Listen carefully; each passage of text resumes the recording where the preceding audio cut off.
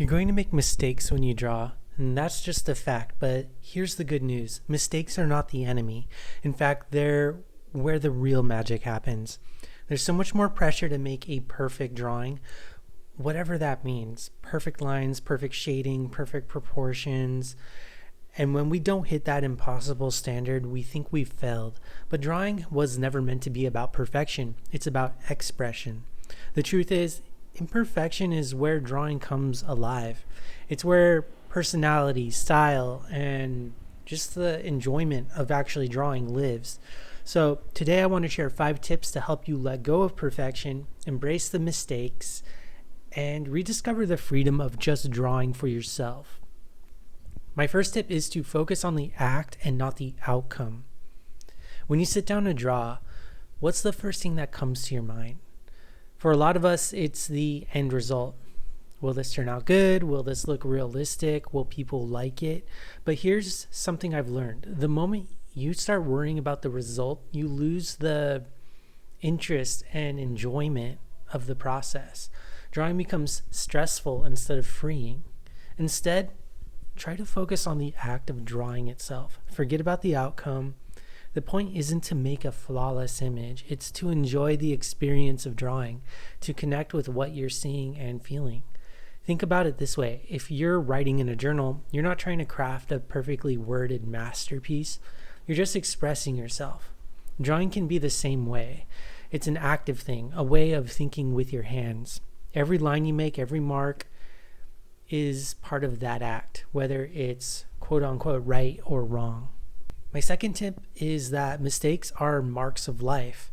Now, let's talk about mistakes. We all make them. You draw a line that's too wobbly or it just doesn't feel right compared to what you're looking at or what you want to draw. Or maybe your proportions are off or you smudge something by accident. But here's what I want you to realize. Mistakes are proof that you're drawing. Every time you make a mark, you're making a decision. You're choosing to move forward instead of freezing up or quitting. Those mistakes are what give your drawing life. They're what make it real. If you erase every wrong line, the drawing might end up looking cleaner, but it can also lose its energy, its personality, and just the feeling a drawing should have. Next time you make a mark you don't love, try leaving it there. See what happens when you keep going instead of stopping to fix everything. You might be surprised at how those mistakes become some of your favorite parts of the drawing. My third tip is to use tools that push you to let go. Sometimes perfectionism is about control. You want every line to be just right, so you draw really carefully and erase a lot. But there's a simple way to push yourself out of that mindset. Choose tools that don't let you erase or fix every little thing. For example, try drawing with a ballpoint pen instead of a pencil. Or use a brush and ink where the marks are more unpredictable. Tools like these force you to let go of control. When you can't erase, you learn to accept your lines. You stop hesitating so much.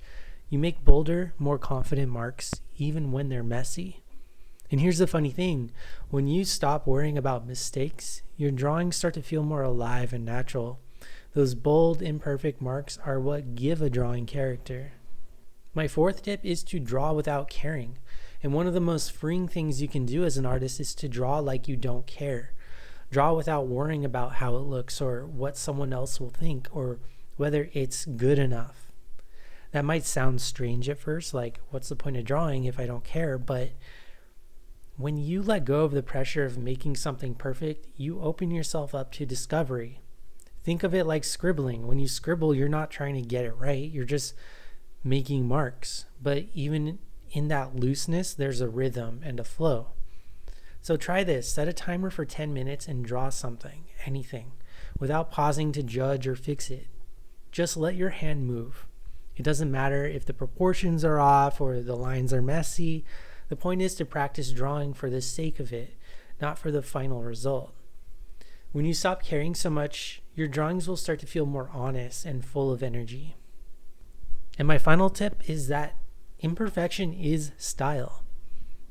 Here's something a lot of people don't realize. Imperfection is what makes your art yours. Your imperfections, whether it's sketchy lines, uneven shading, or proportions that aren't quite right, are part of your style too. They're like fingerprints. Nobody else draws exactly the way you do. No one has your thought process. No one leaves lines and reinstates over them like you do. When you stop chasing perfection and start embracing the way you naturally draw, you'll discover something much more valuable.